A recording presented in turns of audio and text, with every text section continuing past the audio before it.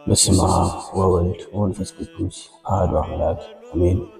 የድንግል ማርያም ልጅ ኢየሱስ ክርስቶስ ሆይ በቅዱስ ቃልህ አባት ሆይ እኔ ካንተ ጋር አንድ ሆንሁ እነርሱም በስምህ አንድ ይሁኑ እንዳለ ዛሬም ሰላማችን ጠፍቶ አንድነታችን ተለያይቶ ፍቅራችን ቀዝቅዞ የምንገኝ ልጆች ያንተ የሆነውን እውነተኛውን አንድነትና ህብረት ስጠን።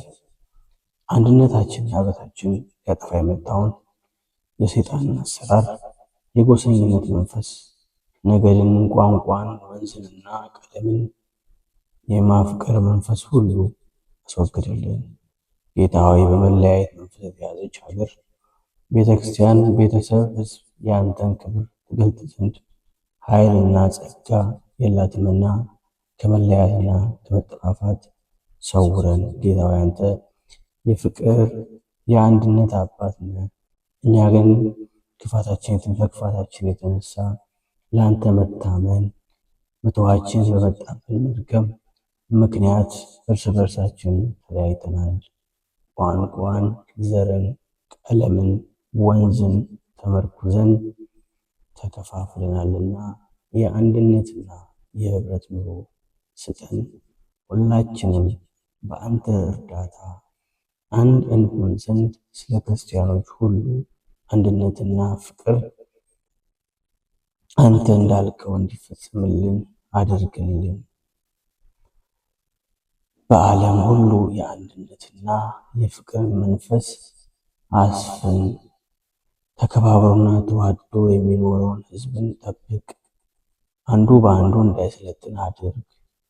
መንግስት የሰላም መንግስት ናትና ትግዛን። ፍቅርን እያሰብን እንዋደድ እንድንፈቃቀርም አድርገን። የሰማይና የምድር ጌታ ሆይ ገዢዎቻችን ሁሉ በፍቅር እንዲገዙና በአንተ ሰላም ህዝቡን እንዲመሩ ርኅራኄም እንዲለብሱ በሰላምህም እንዲጠቀሙ አድርጋቸው። ሁሉን የምትገዛ አምላክ ሆይ ዘመናትና ጊዜያት የማይለውጡ ገናነትና ክብር የአንተ ብቻ ናቸው። አንተ የማትለወጥ መሆን አውቀን በፍቅርህና በሰላም እንድንመራ እንጂ ወቅትንና ጊዜን አይተን በክፋትና በተንኮለኝነት በዘረኝነት ከመነሳሳትም ሰውረን። ስለ አንድነታችንና ህብረታችን ስንለምን አንድነትን አጥተው አንዱ በአንዱ ሰልጥኖ የተጠፋፉትን ወገኖች ሁሉ ይቅር በላቸው። ዳግም እልቂትን በዓለም ሁሉ እንዳይመጣ ይሁን። የጥፋትን ካራ የሚስሉት ሁሉ ገስጻቸው። የጦረኝነትን አባዜ የተጠናወታቸውን መንፈስ በፍቅርና በአንድነት ግዛ።